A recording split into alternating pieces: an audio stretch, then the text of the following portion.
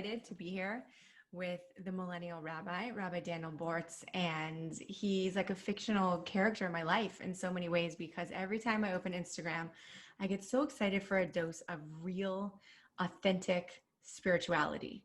And that is what he shows up and shares with the world in so many different ways with beautiful quotes and images and these really neat videos that he creates about spirituality and holidays. And it's really just this fountain of goodness coming from the rabbi here.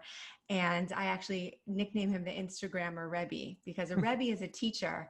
And it's really neat to open up this app, and every time I open it, have words of wisdom and inspiration and mindfulness really filling it up. So it's just an honor and a pleasure to have you here. I know you've been out in the world and doing so many great things lately. So I'm excited to learn more about that. And we have a really riveting topic this evening. It's like the ultimate form of feminism, which is the spiritual outlook and the spiritual way of thinking about what femininity is in the world. And we're going to talk about what the Torah has to say about that and what it really means. What is this true feminine power? So I'm excited for that. And it's just a joy to have you here. Thank you so much for having me on. I'm, with the quarantine, we all Jews around the world like miss Israel and we miss Jerusalem, but during the quarantine, it makes it even more powerful because of the fact that we can't it's very difficult to even know that you can go if you want. So it's cool to connect to Israel virtually. And I'm a big fan of your online content as well. It's always insightful. It's always on the ball. It merges what I love the most, which is taking Torah and taking divine wisdom and very practical life advice, and really, how do we merge everything that we learn with the experiences we're going through. And it's just very real life, very good insights. So I appreciate your page as well. And it's a pleasure to chat with you on this great subject. Thank you. It's a pleasure to connect. So I'd love to hear a little bit about your story and how you became so passionate about this fusion of truly not just learning about spirituality, but embodying and living it. Yeah. So I grew up in Southern California, and I had a really cool parents in that they didn't grow up religious. One's South African, one's French Algerian, met on a blind date in Tel Aviv, Israel. And I was born in South Africa, came to Southern California when I was young. So I kind of like an eclectic mix. And my parents were very much, like that. Like when we were growing up and they were getting more involved in Judaism, in Yiddishkeit, and we started keeping Shabbat, they didn't want us to feel like it was like my dad's motto was to have the best of both worlds. He wanted us to be able to go on cool vacations and sports games and play everything, and also find the beauty in Judaism and Torah. So that was kind of the foundation that I had, even subconsciously, because when I got post bar mitzvah, as many teenagers do, and moved away from religiosity and went to public school and all that, when I later came back to it, I think I always had embedded in my family and personality and everything this desire to there doesn't have to be any division. You don't have to have any box on you whatsoever, and you don't have to limit yourself in any way. And also, I think what contributed to that was like many Baal Tshuvas, when you are not religious and then you get passionately into it, you can go one of two ways. Either you go so far into it that you don't come back and you look at kind of your past as a kind of like a blip or a negative thing to not really, nothing to be like proud of or anything. It's kind of like a waste of time when you're running after things that were not that important. Or you kind of burn out. You do it too much, and then you kind of the religiosity is too much, and you go back to your. I thank God got into a third place, which was like my past is meaningful in its own way. I have these things that I like: music, sports, everything. I love God. I love Judaism. I love Chassidus. It's teaching me that God is in all things. So how can I bring that out? Why does there have to be this fight? Why not, find a way to fuse the two and reveal God in not all places, but almost all places. And I found that to be a fun challenge and something that I've really enjoyed in this third chapter of my life. Third chapter of your life and the third space where all the things merge. Right, right. That because that's my yeshiva when I left college, party college, UC Santa Barbara, right on the beach, great, everything. And I was like, you know Oh what? yeah. I My brother didn't graduate from that college. I didn't either. I didn't either. Both dropouts. Yep. I left after one. I tell high schoolers that a lot because they get so fixated on what has to come next. I'm like, I had my whole destiny planned, and then things shifted for me. So don't feel like you have to know exactly what's going to happen. Kind of ride your intuition in that way, which we'll get So into intuition. so yeah, so you were at Santa Barbara and your life just took this turn, and I'm so curious, like if there was something, if there was some turn in your life that like opened your eyes. Did you wake up to something one day? Was it a rough time you went through? You've got some kind of a story. Yeah, yeah. I don't know if I can summarize it all, but I'll say it's a bit of both. It was a journey, but it was also like a couple very powerful moments. So yeah, most people have their midlife crisis, 30s, 40s, 50s. I had mine at like high school, which sounds everybody has a crisis in high school, but mine I was very intense, I guess, and I had the existential like, what is my life about earlier maybe than many do, and it was an intense time for me in high school. And through those ups and downs, God, for whatever reason, gave me um, moments of what Kabbalah would call Isrusa de La'ela, which is like an arousal from above, like an inspiration out of nowhere. That from then on, I felt this strong desire to connect to more, to transcend, to find what was out there. And I followed that calling. And even though I had kind of, it wasn't immediately to Israel, I went to Santa Barbara and I had these things I wanted to do. That year in UC Santa Barbara, in the beautiful nature, and coming back from Israel that summer, where I had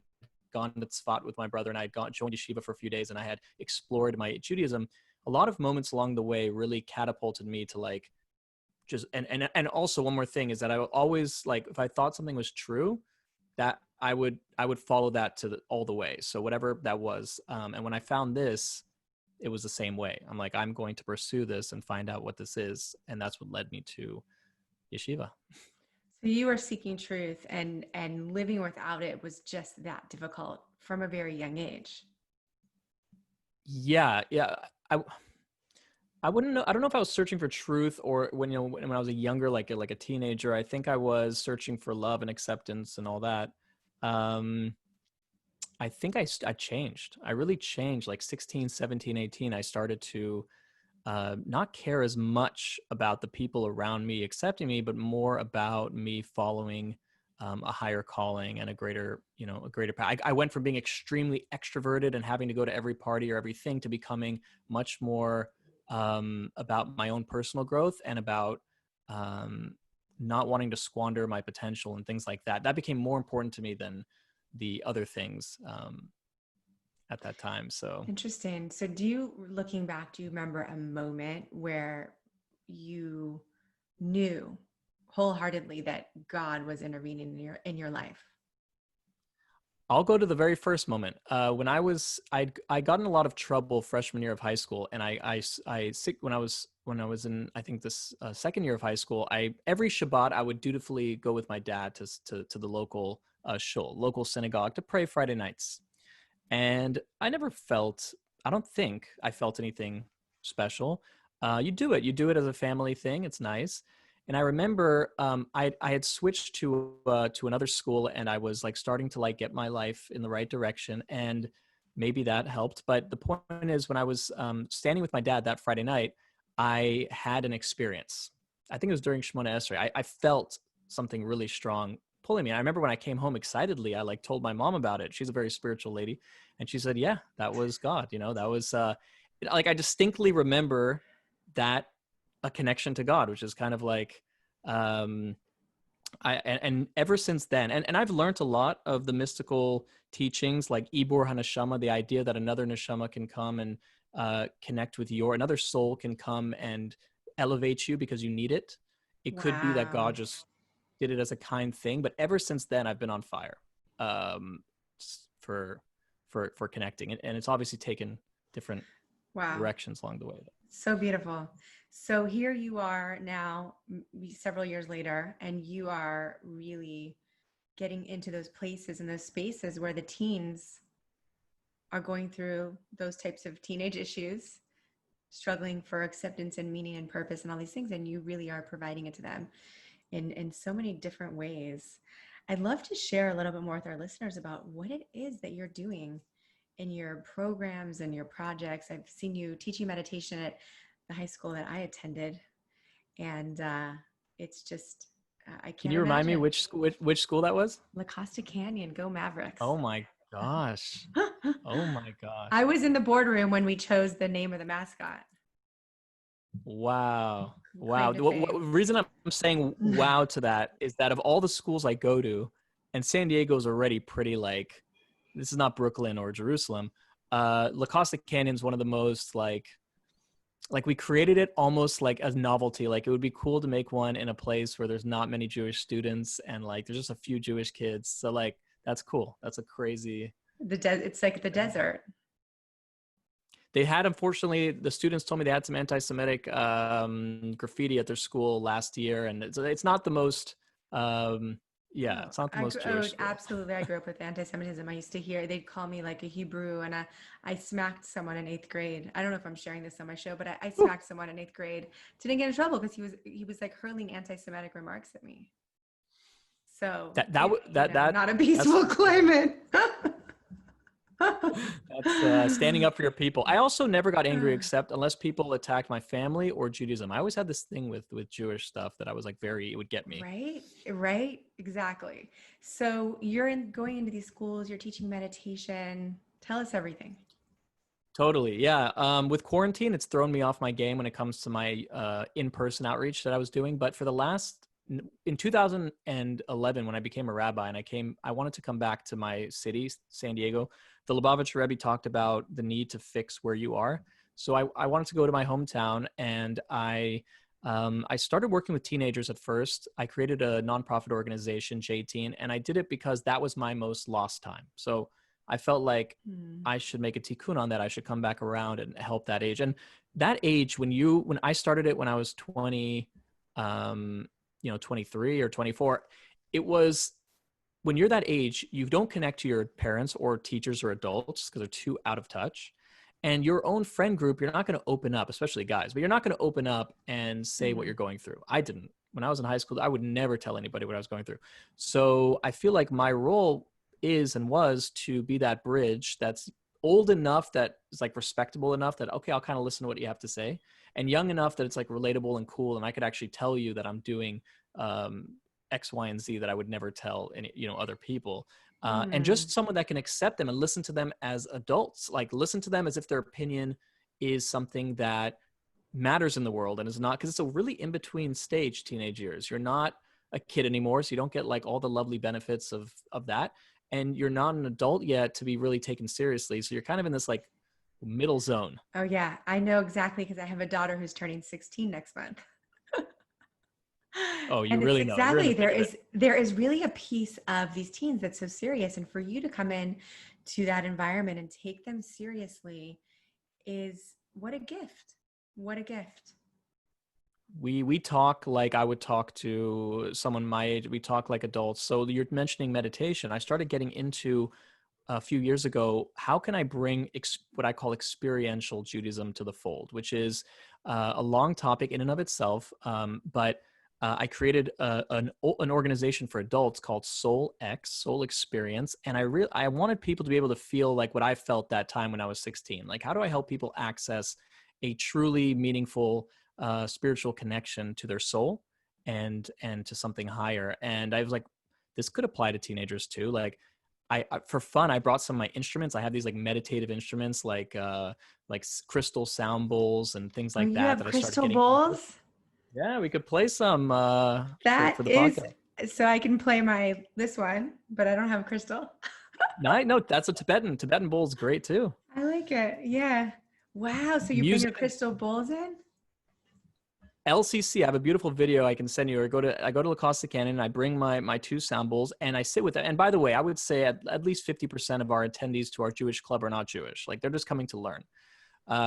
And there's Jewish students too. And I realized, by the way, that getting teenagers like the old days to come to Sunday school is probably not going to happen. So you have to meet them where they're at in outreach. And meeting someone where they're at can mean their phones, making inspirational videos. Like, we try to do inspirational content because that's where their intent. I think they have a statistic that like not up to 9 hours a day some youth spend on their phones. Sounds crazy, but That's pretty uh, solid.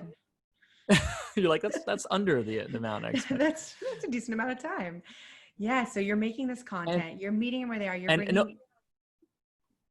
I was just going to add meeting them where they're at can mean on the phone, but it can also mean physically because they're not going to come to the synagogue on Shabbat anymore. So I go to the schools. That's a big thing of what I do is like here's free donuts. Just walk over 10 feet to this classroom. So, do that. They come. And when I make the meditation for them, I really flow with like, what would I have wanted to hear at that age?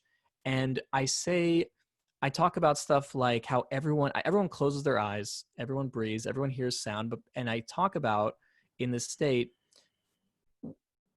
all the kids you're seeing at school that seem so put together and so cool. And you want to be like them. Trust me, they don't have it put together. They're going through the same things that you're going through, if not worse. And understand that there's a you that's valuable and that's perfect beyond the grades you're going to get, and whether that person says yes if you ask them out, all the things that we think are the make or break in our life. Let's like take right now, value who you are. That's in the long run. All this stuff is short term. You're not going to remember these things 5 years from now, 10 years from now, what grade you got on this test. So and at the very least, they really calm down for a moment because they're always on. They always have their phone. I want you to know that like that track, like what you just said, I sat and listened as though I was sitting in high school listening. And that would have been exactly what would have helped me through such a hard time. Wow. It's like therapy for my younger self, for all of our younger selves, because that you nailed it. That is the time where you look around, and I think many of adults can fall victim to this too, looking around and thinking, oh, they're succeeding, they're doing a great job over there, I'm missing the boat. And it's so easy to feel that way. That mom's got it all put together. Look at her kids dressed so well. They're not screaming. You don't see what's going on at home, Exactly. I was at Torrey Pines High School, which is not far from La Costa Canyon. I was talking to the lady at the desk, and we were talking about social media. And she said her and her husband saw one of her friends on Instagram or Facebook on a vacation on the beach with her husband. And she told her husband, like, that looks amazing. Like, she's living the best life. And he's like, you don't know what's really going on in her life. And like 2 weeks later, she got divorced. So like she was saying, she learned from that. Social media is not You're right. real. It's like we never know. And it's so powerful that you're coming in to the high schools for these teens who are in the thick of that time of their lives. I would imagine you're seeing transformation happen for these young people as they're learning with you. I would say it's unfortunately the opposite, in that age group is very much, I liken it to planting a seed and watering it, that you hope what you're putting in will reap benefits over time when they're older, but in the moment, but you won't see it in the moment. It's very stoic. They're not going to tell you changed my life like an adult might tell They you. might not have the words. You can tell though in the moment that it affected them, and I'll get nice messages for sure that like that was amazing, stuff like that. You see that this is powerful when they hear your message, Oh yeah. when they internalize it. What do you notice changes? How do they change? I'm very impressed by the teenagers I work with. Like there's a maturity that I, I wouldn't say, like, if I do something like that where I go to the school and everything, it's me noticing in them when I'm doing it. It's not like afterward they run off after and they go about their life. So I wouldn't. I think I just have to be confident and content in the fact that I know that every interaction changes people no matter what, especially an in-depth, unique experience like that they've never done, and especially during a meditation or a class. Like for example, I taught an evening Torah class, like a Jewish ethics class, for years, and kids are rowdy at night. Like they've already gone to school, they've got all that's. But in every class, there would be at least one moment where they were fully engaged and listening, and like you knew an idea like hit them. And I would try to So savor those powerful. moments. I would try to savor those moments to make up for all the other, like, you be quiet, you listen, put your phone away, all that stuff. Like That value you those moments. feel, it's getting in. You just know it. Yeah. That's everything. It's so powerful. So I have so many questions for you, and I'm curious to move in a little bit into the idea of insight, and then we can definitely talk about your Instagram page a little bit more because it's so fascinating. You're really doing some neat things. Up to Thank you you. where you want to start. You want to talk about insight or Instagram? Yeah. Why don't we talk about, they both start with an INS, but I think INSI, insight, comes before INST, Instagram. So let's do insight first. Uh, Insight time. Insight. This idea of insight, so beautiful. And it's a word that's always struck me so powerfully. It's something that's just, it's the name of my community and the name of my part of my book. And it just this idea of insight it feels to me like there's this dimension that we can't quite wrap our physical, emotional selves around, something that's beyond words, really, and yet that we have access to. To me, mm, it's like this indescribable connection, this moment, right? That moment you know that the words are getting through, or the moment you had when you were in synagogue, these moments that are mm. so clear that there's more going on behind the scenes, beneath the surface. And this idea is in Torah, really, that we have insight and that women have an extra measure of insight. So I want to turn this over to you, and you can really share with us wherever you want to start. What does this concept mean to you, and how do you understand the Torah concept of insight? Awesome topic. And as someone who studies Hasidus, Kabbalah, the 10 Sfirot in depth, and we get into the mental faculties of Chachma and Bina and Dat, which is translated as wisdom, understanding, knowledge, but that does not do justice to it at all. I feel like let's get into Chachma and Bina because the Gemara says Bina Yisera Nitna Leisha, that extra measure of Bina was given to women. And even though that's the word insight might go with Chachma better, I think we could apply it to Bina more and understand it that way. So let's kind of break it down. So if you imagine a light bulb over a cartoon character's head in a cartoon where he gets that new idea, or like a lightning bolt that flashes in the darkness and then it goes away. That is what chokhmah is. That is the insight in the way that comes from a higher place. And actually, I wonder what science says about that. I'm sure they say that there's like synapses in your brain and somehow you come up, but like I was reading how Albert Einstein came up with E equals MC squared in a dream. Like he was, I don't want to butcher the history of it, and obviously it was a theory that he figured out through his studies. But if I'm not mistaken, it was the vision of the situation that led him to come to his insight was something he had in a dream. And the idea is that some of our deepest realizations are not something that we can get to through just Bina alone, which Bina is the idea of boneh, which is to build into details. So if you see a lightning flash in the middle of the night and it goes away, Chachma, Bina would be like recreating what you saw and trying to figure out like what was it that I realized? What was that idea that I had? And you build out the blueprint. And this truism, Wow. because it's a divine truism, you'll find it everywhere. The 10 Sfirot is something you'll find in yourself, in the world, because we are a miniature world. So, for example, this idea of a spark of insight that is then built into a full idea is found in nature. So, like a seed that's planted in the ground, right? That seed contains in it the whole future tree that's going to come. But on its own, it's nothing really. It's the potential for something, but it takes the ground to build that seed into the tree. And it's not by chance we call it Mother Earth, right? Because that is the feminine role, the feminine energy in the world is to take that potential reality and build it into a reality in all its details and all its parts and all width, breadth, and depth. And that's what the mind does, Bina does. It takes a seminal idea and builds it into a full idea. And of course, leading up, human beings are that way. There's the masculine potential for a child, but it's the feminine that builds that child in the womb, builds it into a full, expansive human being.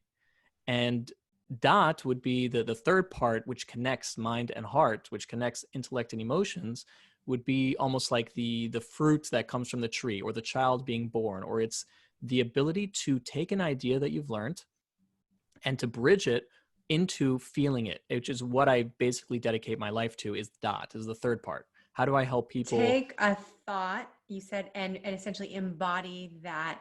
How do I embody an idea?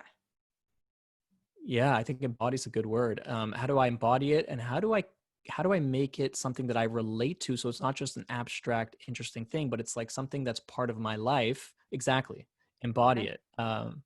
it, and that's what leads to emotion and action. Without that, it's just an idea.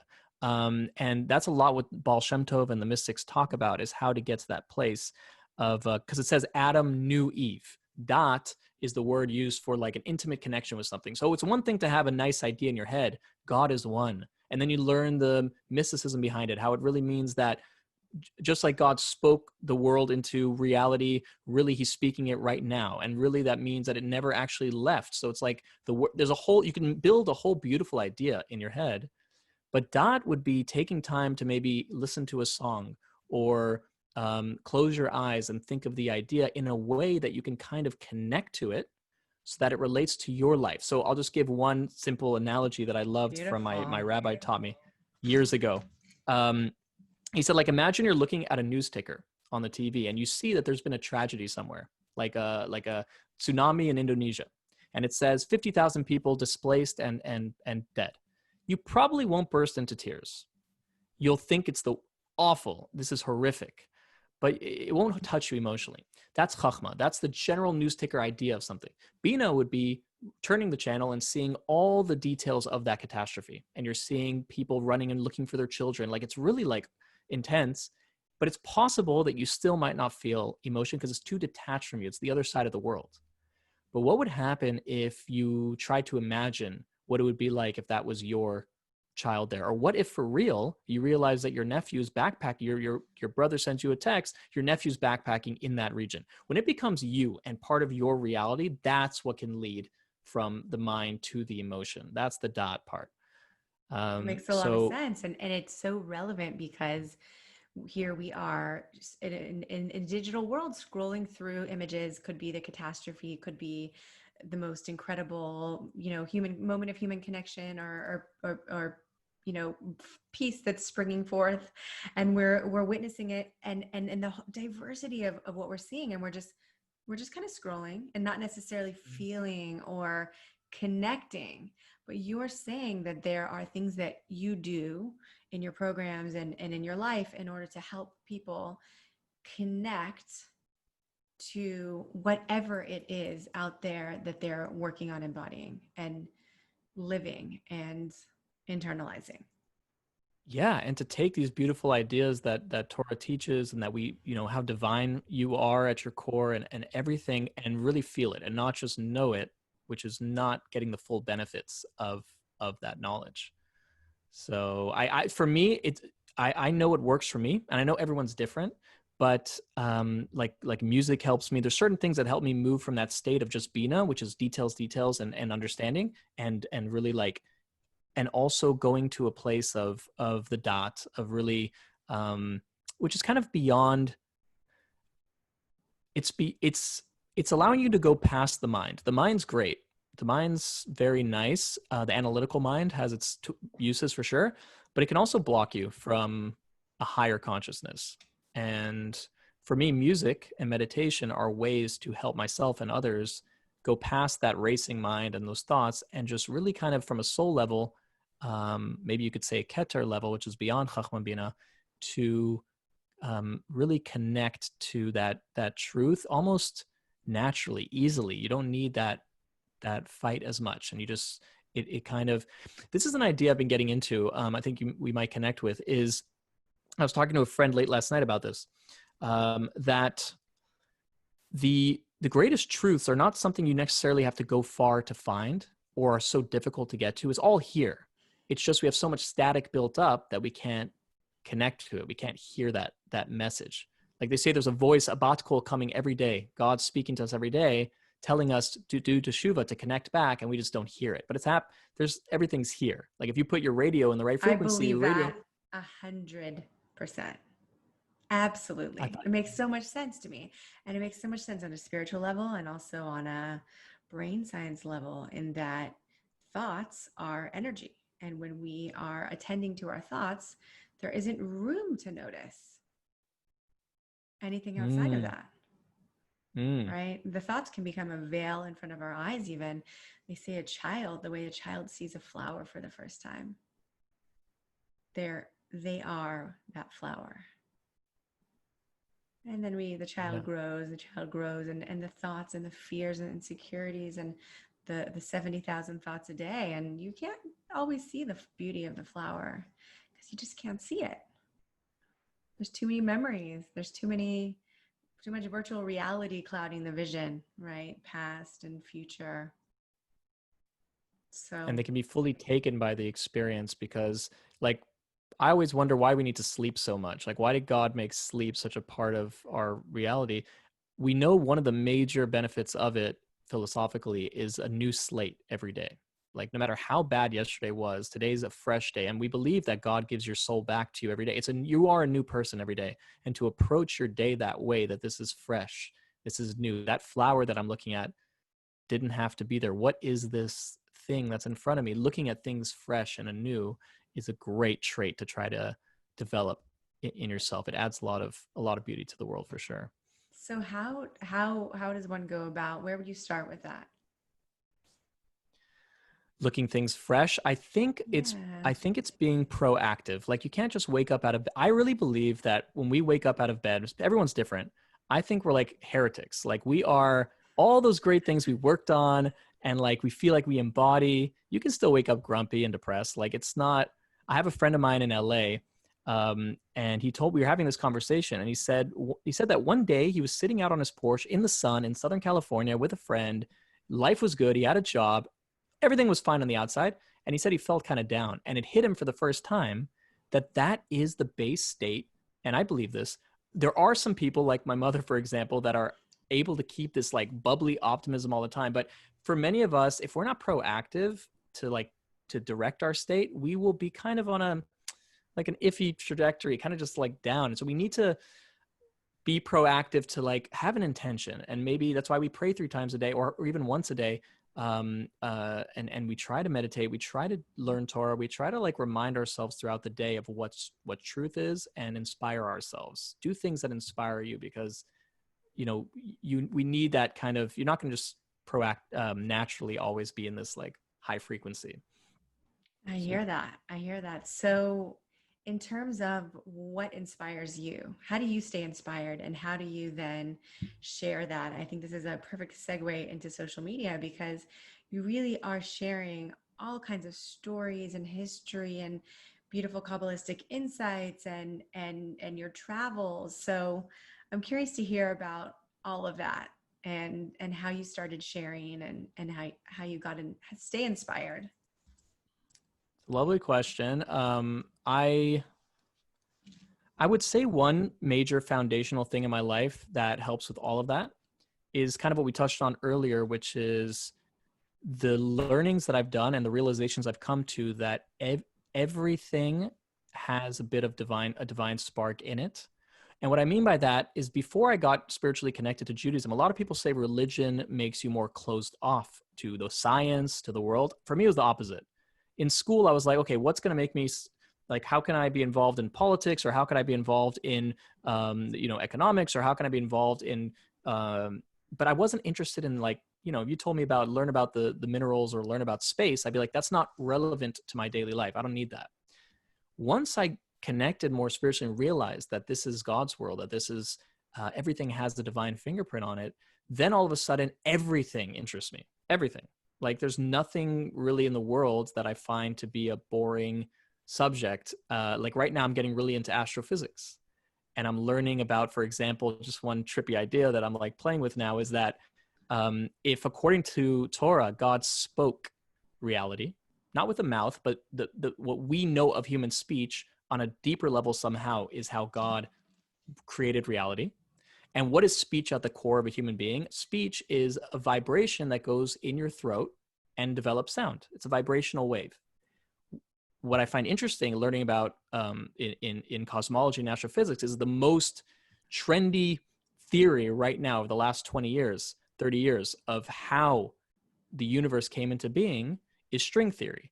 And it's the idea that it's waves. It is a vibrational wave is what formed reality as we know it. Beneath the atoms, beneath everything is a vibrational wave. So it makes sense that it's speech. And again, this is speech on a universal level. When we say God spoke, that's a spiritual level, which is the underpinnings of all of reality. So that will reflect itself in the way the universe acts and in the way human beings act, all the way down to a actual human making sound like this.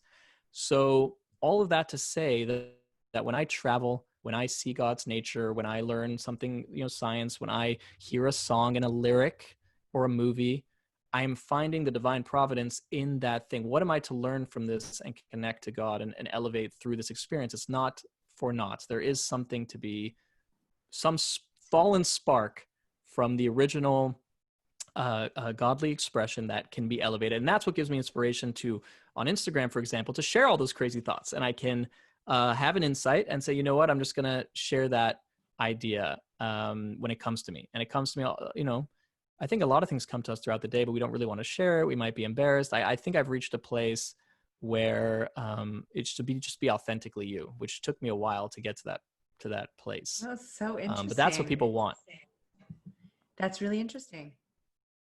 And your vulnerability and your passions and your what you connect with is what will resonate across. That's what people want. That they don't want this manufactured version of ourselves, So, and even if they don't always want it, they give it.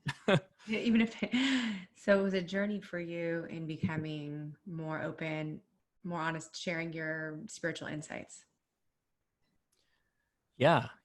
When I came across, okay, so what really happened was I wrote a book, a shameless plug.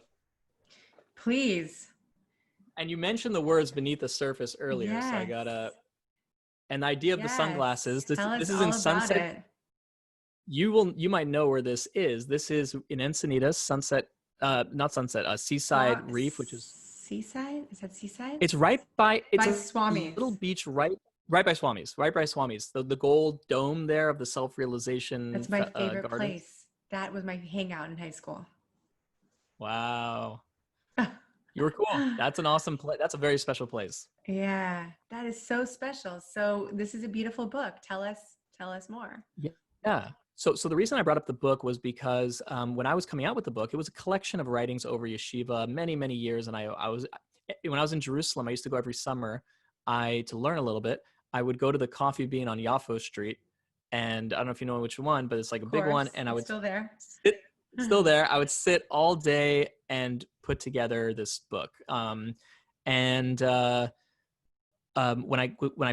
published it, I was like, people aren't, you're not Oprah Winfrey. People are not just going to like buy your book. You have to like get your social media going. You got to create something.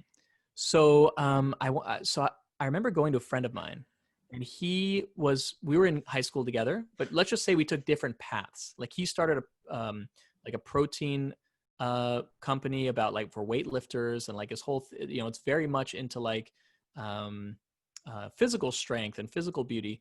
We had to sit down, and he heard like my goals, and I'm like, yeah, I want to create like maybe a social media Instagram account. And he's like, and I think I was coming across this idea of like, look, I'm not a major rabbi. I'm not one of these top, I'm young. Who am I to get like, I'm not Oprah Winfrey. So. Definitely not Oprah Winfrey. Okay. So like, who am I to like make myself an authority or what we say, an influencer? And he said, you're looking at this all wrong. He said, how many people are you depriving of your unique path of them connecting to something higher by you being humble, AKA scared? Yes. I just had this conversation with someone tonight who has the most amazing product, and he's not ready for social media. And I said, brother, I don't care if you're ready, because there are a million people out there who need this thing. You can help them. You can heal them. And that was the message that got through to you. And when did you just start doing it? Was that it? And I just have to segue because a friend of mine, Jesse, that I learned meditation with, he spoke at the Oprah Winfrey tour in front of 17,000 people. So I said, Nice. Jesse, how do you not get nervous speaking in front of 17,000 people? Like I get nervous speaking in front of, very few. And one of the things he said that you just touched on, he's like, I learned to focus more on the people that I'm serving than on Mm. how I'm coming across. The reason we get nervous is we're like, how am I going to appear to people? Am I going to look smart? Am I going to answer everything perfectly? How am I going to look? And he said he switched that to service, in that, what can I give over authentically that will benefit the people in this room? Mm. And those that are meant to take away from the message will, and those that won't. And I'm just going to give with my, focused on them. So you mentioned Oprah, and you That's so mentioned your beautiful. friend not getting pulled back from Yes, his it's and dreams. that's such amazing advice for anyone, because I think everyone has a voice, everyone has something to share, something that needs to be heard. And so you took these words, you took this, and you went forward. And it turned out it got much more popular than the book. Like the whole goal was to boost the book.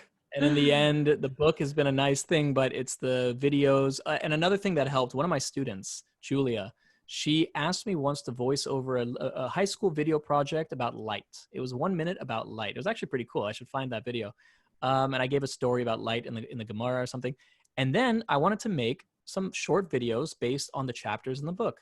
So turns out she was incredible, and she helped make these beautiful videos. We made a ton of videos together and she has this amazing backyard and house. So nobody knows this, but I probably have 30, 40 videos. They're all in her property, but different places in the That's so property. So if the cool. story, and beautiful garden. So we'd frame it based on what we were talking about. And she added animations, and I helped direct what I wanted to see happen, little things like that. But she did an incredible job. And those videos really took off because they're bite-sized and they're quick. And I found a big problem in Jewish outreach or teaching.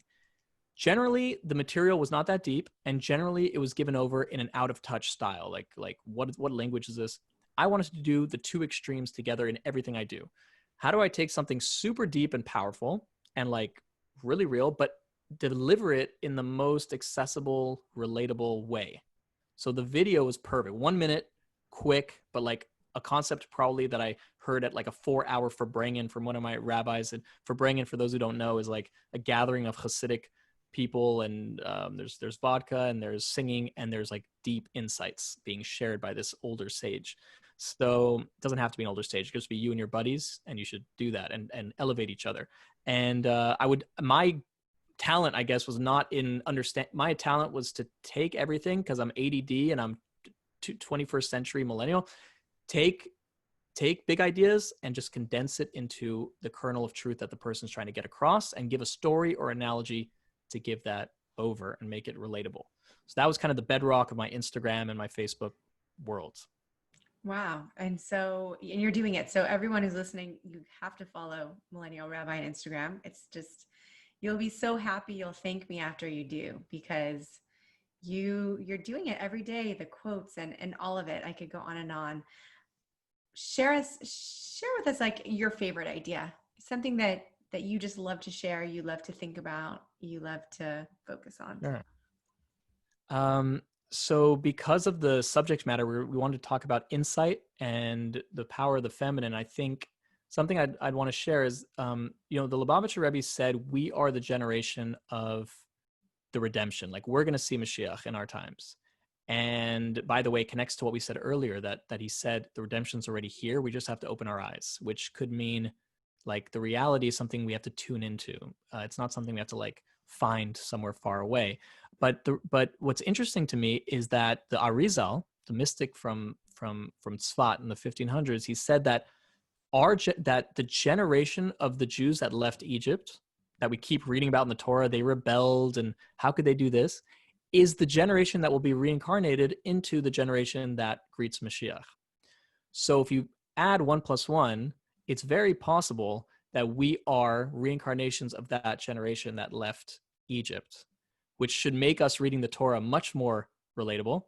As Jordan Peterson says, he teaches history as if you were the perpetrator. Because a lot of people like to read history as if they would have done everything so different, There's a story of I think one of the sages in the Gemara. He was said, tomorrow we're going to learn about our buddy the king, and he was talking about one of the kings of Israel who brought people into idolatry, which was terrible. So he was speaking dismissively of the king. And that night he had a dream where the king came to him, maybe King Menashe. He came to him in a dream and he said, if you lived in my time, you would have picked up your robes to run faster after idolatry. You would have been so judging about the past. But what I wanted to get to was that if we are that reincarnation, it says that Nashim Tzidkanios, the reason we were redeemed from Egypt, the reason why we had that redemption was in merit of the women, the righteous women. There's many examples. The women weren't the ones who worshiped the golden calf. The women were the ones who encouraged their husbands to keep having children. The women were the ones who brought their tambourines and instruments to play at the splitting of the sea because they trusted that miracles were going to happen.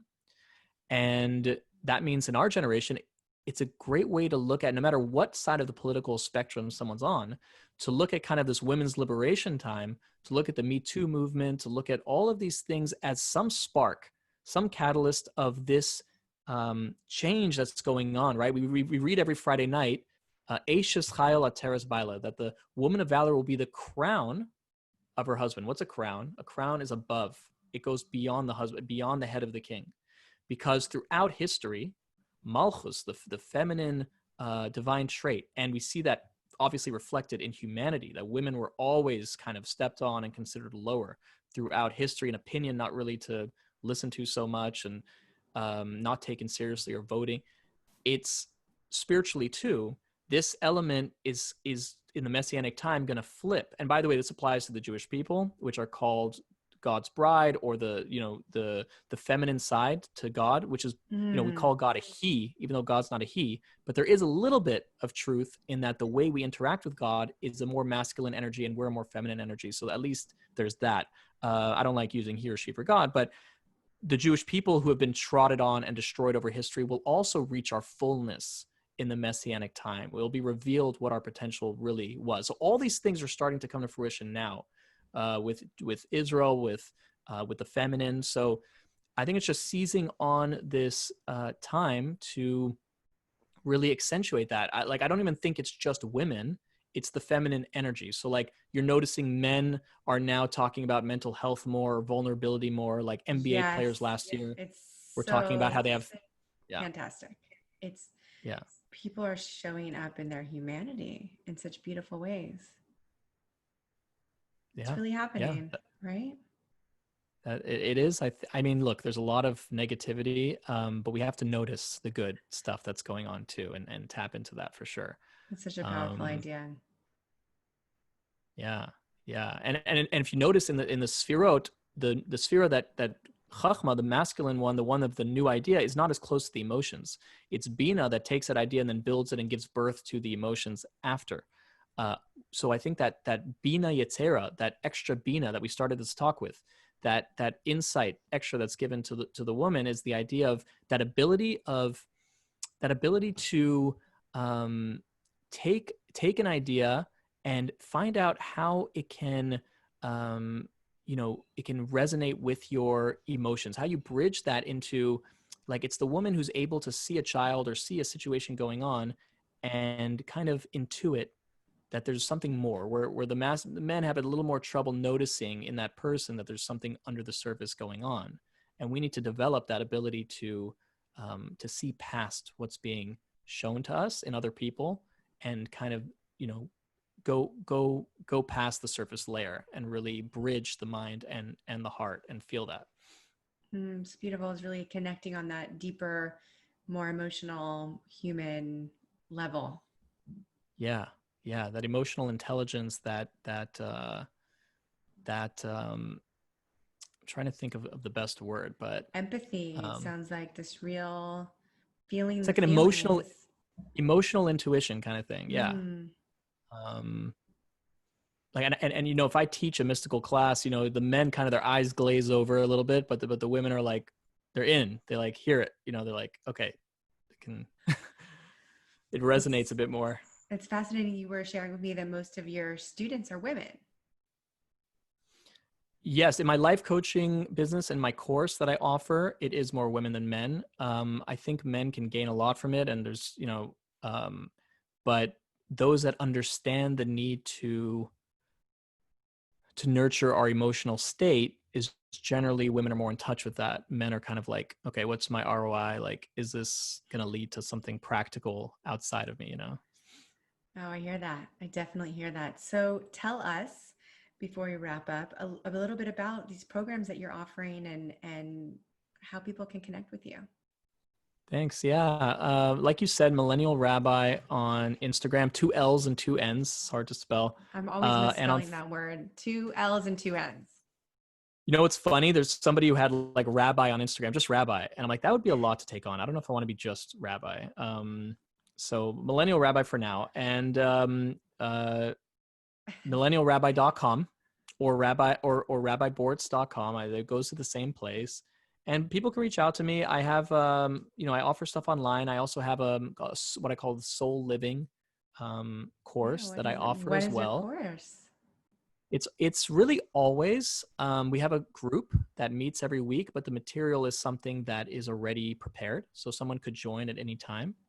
And I'm also working to put together now a Kabbalah class, like a 4-part series that really goes into the intro and understanding the mystical world. So I expect you to join, and that'll be coming up soon. Awesome. That's really, really exciting.